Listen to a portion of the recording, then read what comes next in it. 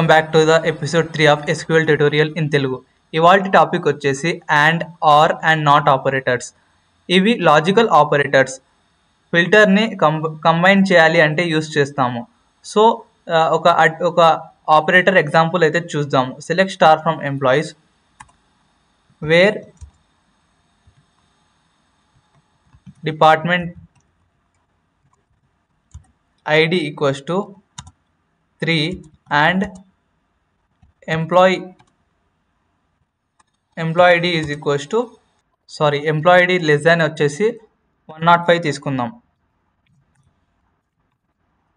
So ఇక్కడ మీరు చూడొచ్చు 102 103 అనే డేటా అనేది వచ్చింది.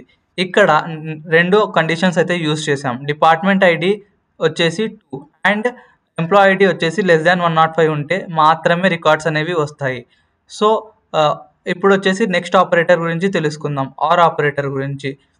సో ఇది కూడా సేమ్, అండ్ ప్లేస్లో ఆర్ యూజ్ చేస్తున్నాం మేము అంతే.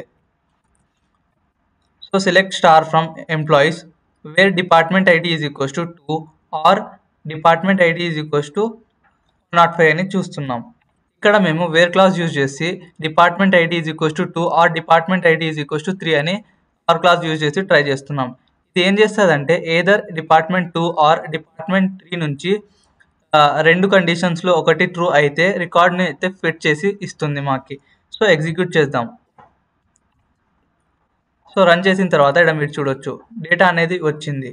సో ఇక్కడ వచ్చేసి employee ID name and department వచ్చేసి డిపార్ట్మెంట్ 2 అండ్ డిపార్ట్మెంట్ 3 అనేది అయితే వచ్చేసాయి.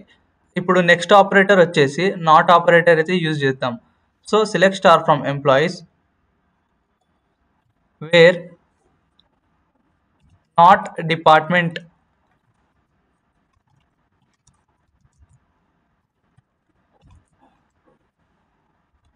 is equals to 3 తీసుకుందాం.